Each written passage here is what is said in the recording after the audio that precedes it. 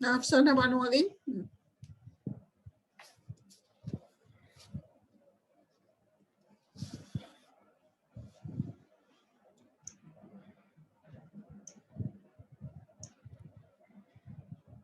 आज बेटा प्रैक्टिकल का लेंगे, किस तरह से कराएंगे प्रैक्टिकल आपको अफसाना?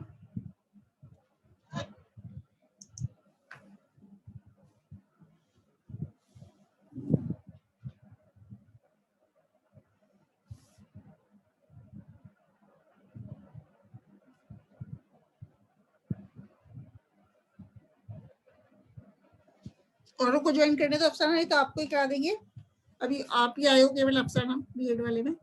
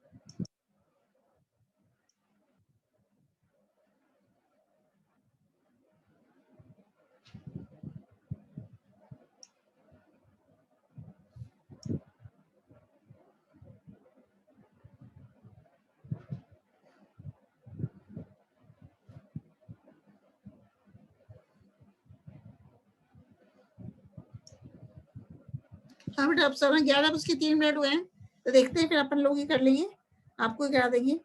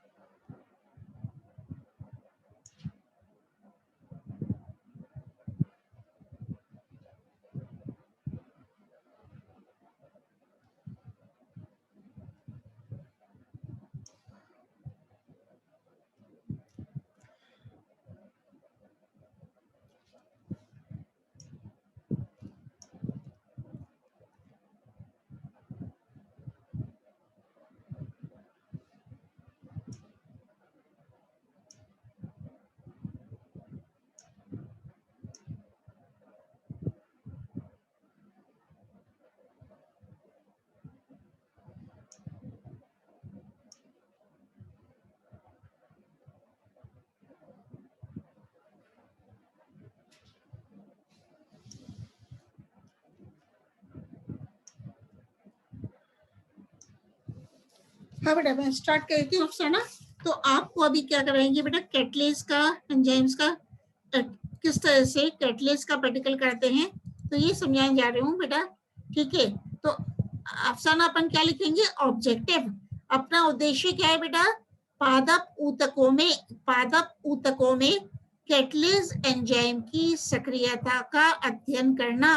कैटलेज क्या है बेटा, एक एंजाइम है, और कैटलेज एंजाइम की सक्रियता का अध्ययन करना किसमें है, पादप ऊतकों में। To study the activity of catalase enzyme in plant tissue.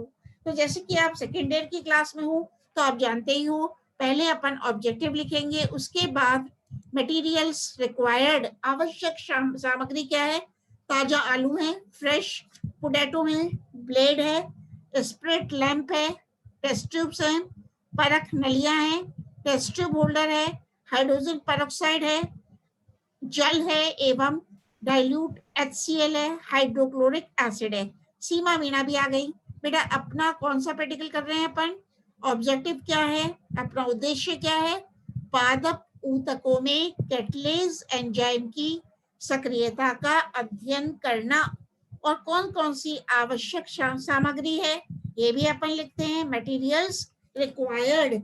तो क्या है, ताजा आलू, fresh potato, blade, spirit lamp का यूज करते हैं अपन, परख नलिया, टेस्ट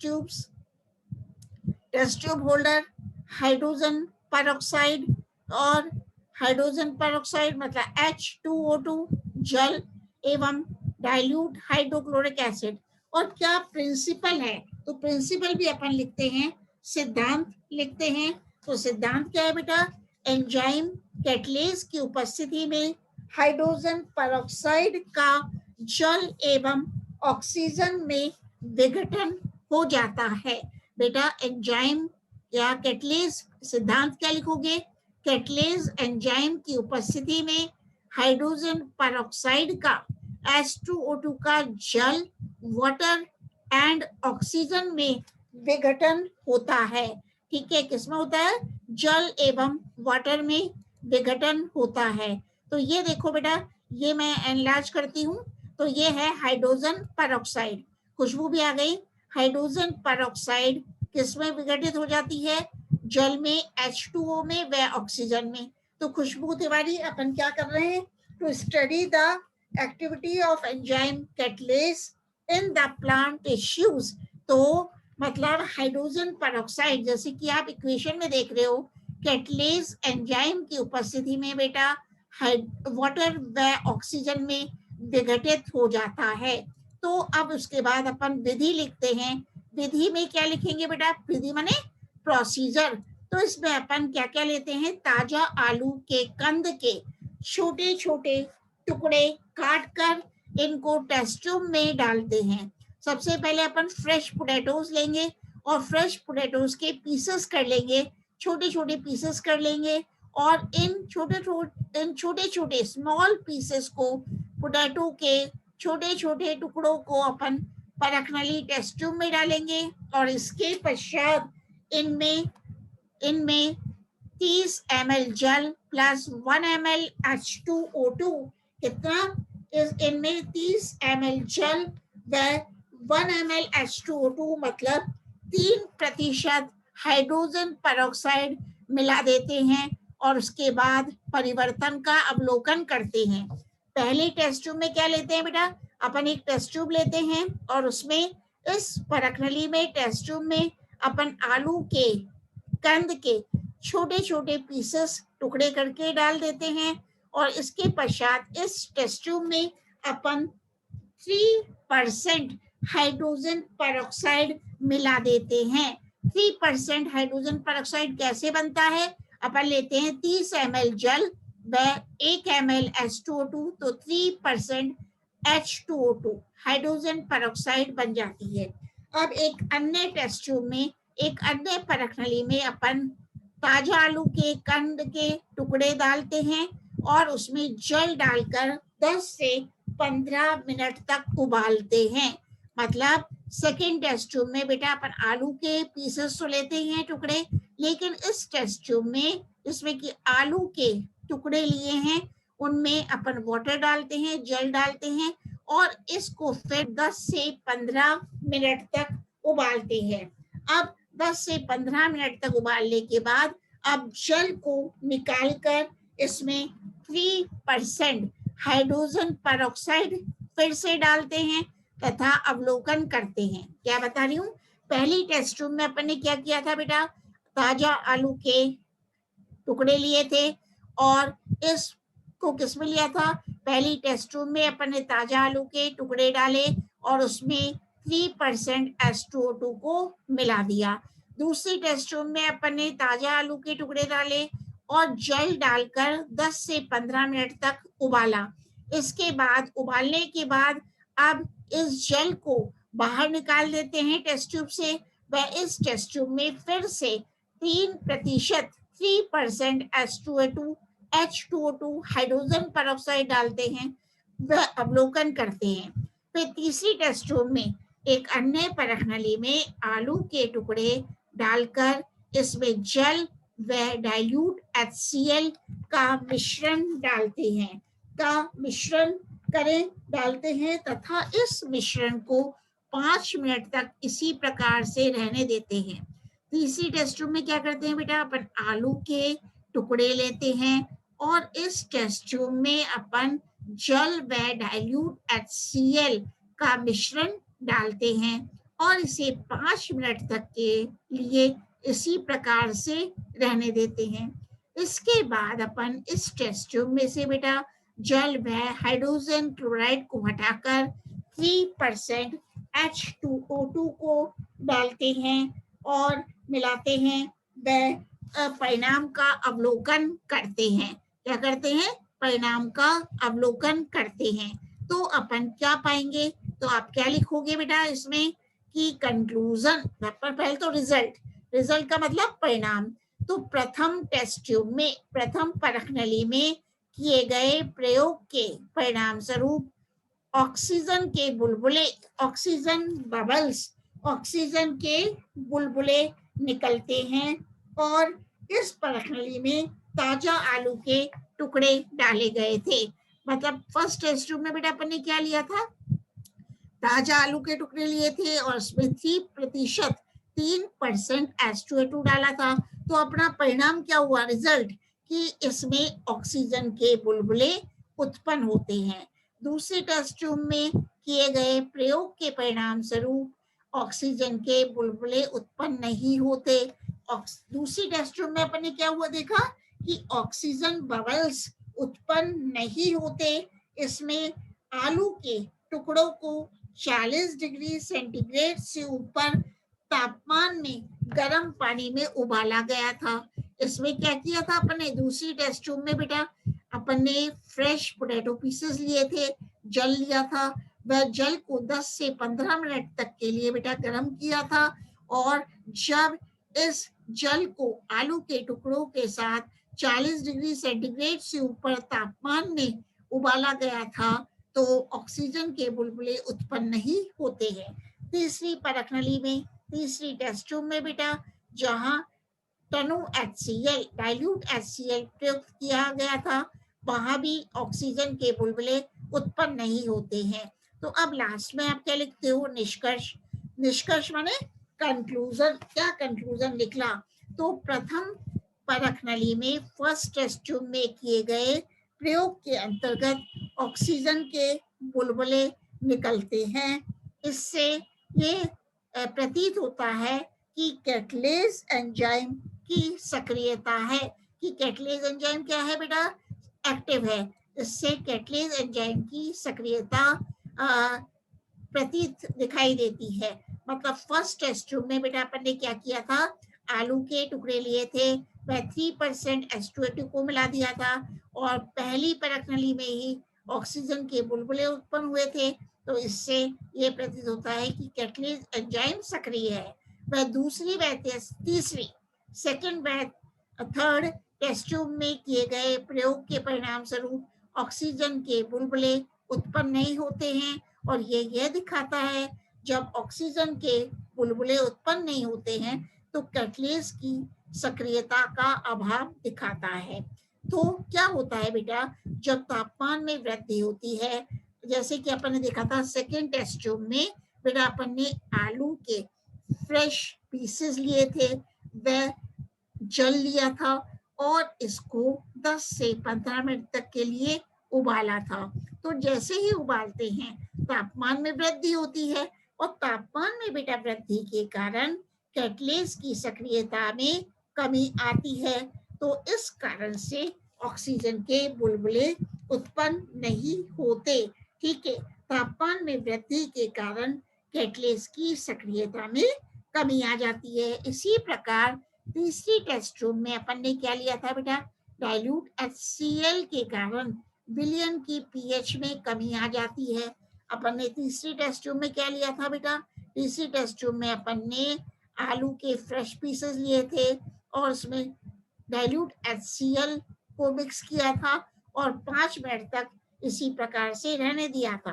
तो इसकी बात हम कर रहे हैं कि जब तनु HCl के कारण, डाइल्यूट HCl के कारण विलयन की पीएच में कमी आ जाती है और कैटलेज एंजाइम की सक्रियता के लिए अनुकूलतम पीएच मान 8 है। जब विलयन की सक्रियता, विलयन की पीएच में कमी आ जाती है तो अपन देखते हैं जो कैटलेज एंजाइम है वो कौन सी पीएच पर एक्टिव होता है? पीएच 8 पर ही एक्टिव होता है। मतलब कैटलेज एंजाइम की सक्रियता के लिए अनुकूलतम पीएच मान 8 है और इससे कम पीएच पर कैटलेज की सक्रियता में तेजी से गिरावट आती है। इसलिए तीसरी टेस्ट ट्यूब में भी, तीसरी परख नली में भी ऑक्सीजन बबल्स उत्पन्न नहीं होते हैं। तो ये अपना प्रैक्टिकल है।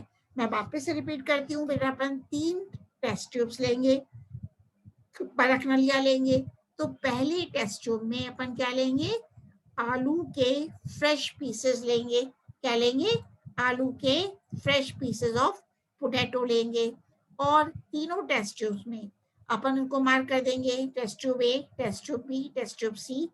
तो पहली टेस्ट ट्यूब में अपन बेटा आलू के फ्रेश पीसेस डाल देंगे, और उसके बाद क्या करते हैं, इन आलू के फ्रेश पीसेस को डालकर इसी टेस्ट ट्यूब में 3% 3% H2O2 हाइड्रोजन पेरोक्साइड को मिश्रित कर देते हैं और ऑब्जर्व करते हैं।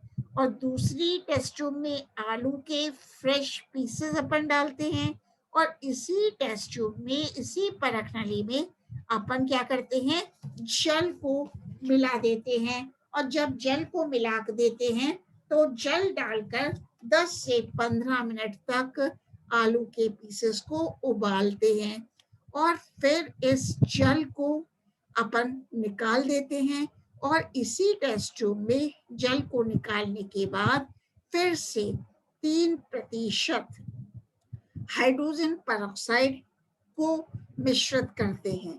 इसके बाद तीसरी टेस्ट ट्यूब में बेटा क्या लेते हैं अपन, आलू के फ्रेश पीसेस लेते हैं, और इस टेस्ट ट्यूब में अपन डाइल्यूट HCl को मिश्रित करते हैं, और एज इट इज इसको 5 मिनट तक रहने देते हैं। फिर डाइल्यूट 5 मिनट के बाद बेटा डाइल्यूट HCl व जल को हटाकर अपन क्या मिलाते हैं, इसी टेस्ट ट्यूब में 3% 3% हाइड्रोजन पेरोक्साइड को मिश्रित करते हैं।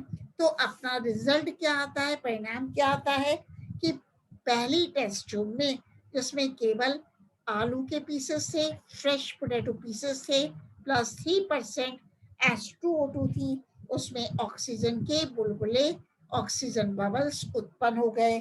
दूसरी टेस्ट ट्यूब में हमने क्या डाला था, हमने मिलाया था एक तो आलू के pieces, fresh pieces of potato, plus जल डाला था और जल को उबाला था। तो उबालने से बेटा ऑक्सीजन बबल्स उत्पन्न नहीं होते हैं।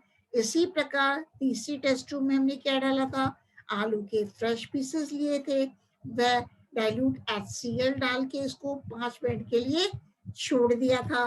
फिर डाइल्यूट HCl को निकालकर अपन ने इसी टेस्ट ट्यूब में 3% किसको मिलाया था, 3% हाइड्रोजन पेरोक्साइड को मिश्रित किया था।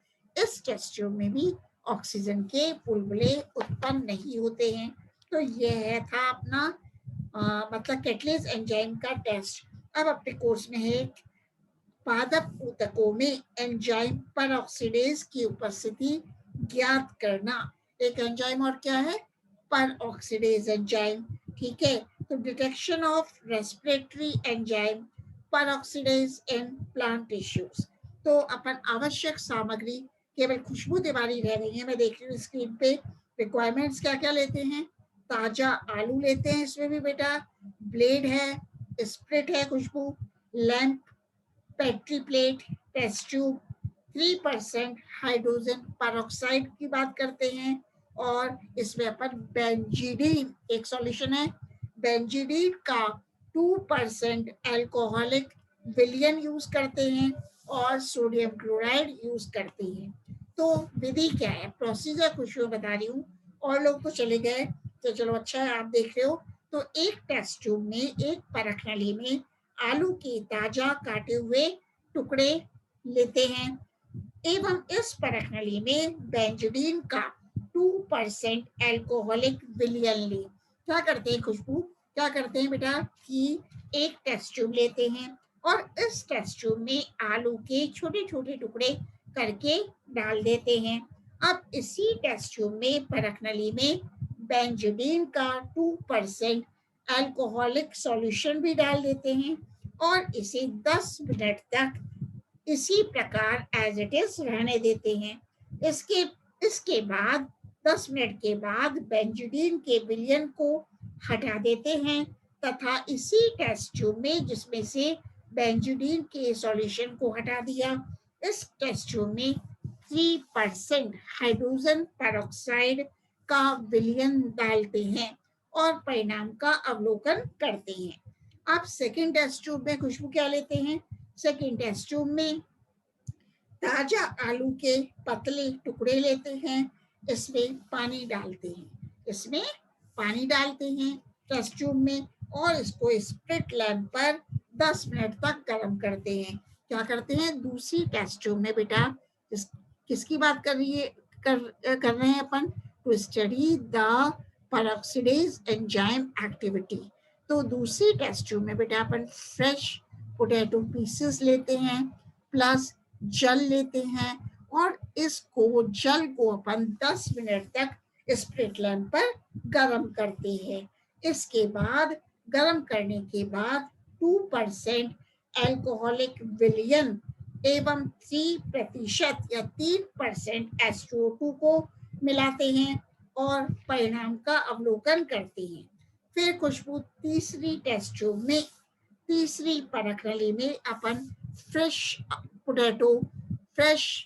पोटैटो ताजा आलू के टुकड़े लेते हैं और इसमें सोडियम क्लोराइड का घोल एवं बेंजीडीन का 2% एल्कोहलिक विलयन मिलाते हैं। तीसरी टेस्ट ट्यूब में क्या ले रहे हैं बेटा?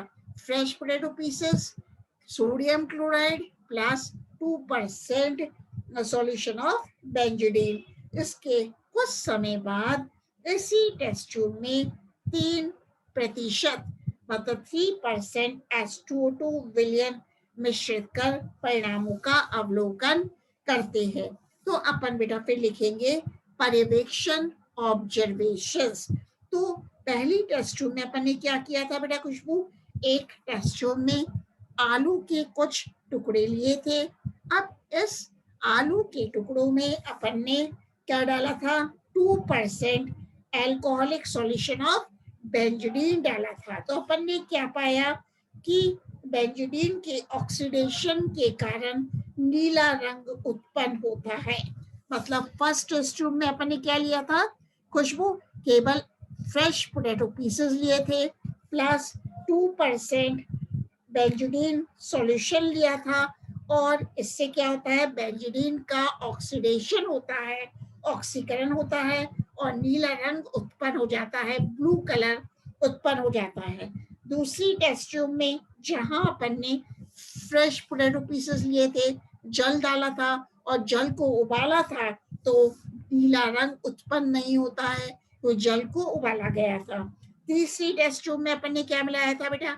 अपन ने क्या लिया था? फ्रेश पोटैटो पीसेस प्लस बेटा सोडियम क्लोराइड का घोल डाला था, बेंजीडीन डाला था। तो नमक के घोल की उपस्थिति के कारण भी नीला रंग उत्पन्न नहीं होता है। अब इससे अपन किस निष्कर्ष पर पहुंचते हैं, किस कंक्लूजन पर पहुंचते हैं? तो बेटा अपन देखते हैं प्रथम टेस्ट ट्यूब में जिसमें कि अपन ने केवल आलू के फ्रेश पीसेस डाले थे प्लस हाइड्रोजन पेरोक्साइड डाला था। क्या डाला था? हाइड्रोजन पेरोक्साइड डाला था पहली टेस्ट ट्यूब में। हाइड्रोजन पेरोक्साइड बाद में डाला था ना, पहले बेंजीडीन सॉल्यूशन डाला था। इसके बाद प्रथम परख नली में जब अपन हाइड्रोजन पेरोक्साइड डालते हैं तो नीला रंग प्राप्त हो जाता है। क्यों? क्योंकि एंजाइम पेरोक्सीडेज की उपस्थिति दर्शाता है। पहली टेस्ट ट्यूब में खुशबू क्या किया था? अपन ने आलू के पीसेस लिए थे। उसके बाद इसी टेस्ट ट्यूब में अपन ने बेंजीडीन का 2% एल्कोहलिक विलयन डाला था और 10 मिनट तक छोड़ दिया था। उसके बाद बेंजीडीन के विलयन को अपन ने हटा दिया परख नली में से, टेस्ट ट्यूब में से, और 3% H2O2 डाला तो अपन को ब्लू कलर मिला। ब्लू कलर क्यों मिला? ये क्या दिखाता है? एंजाइम पेरोक्सीडेज की उपस्थिति को दर्शाता है। दूसरी टेस्ट ट्यूब में बेटा अपन ने क्या किया था? ताजा आलू के टुकड़े लिए थे, इसमें पानी डाला था और स्प्लिट लैंप पर गर्म किया था और गर्म करने के बाद इसमें 2% बेंजीडीन का एल्कोहलिक सॉल्यूशन डाला था एवं 3% H2O2 मिलाया था। चूंकि गर्म कर दिया तो क्या हुआ? अपन को ब्लू कलर नहीं मिला था। तो अपन ने क्या निष्कर्ष पहुंचे कि एंजाइम पेरोक्सीडेज की सक्रियता गर्म करने पर समाप्त हो जाती है। जैसे ही बेटा अपन जल को गर्म करते हैं तो जो एंजाइम पेरोक्सीडेज की एक्टिविटी है वो खत्म हो जाती है और नीला रंग प्राप्त नहीं होता है। अब निष्कर्ष तीसरा क्या है कि तीसरी परख नली में टेस्ट ट्यूब में अपन ने आलू के फ्रेश पीसेस लिए, नमक डाला, सोडियम क्लोराइड का घोल डाला, व बेंजोडीन का 2% एल्कोहलिक सॉल्यूशन मिलाया।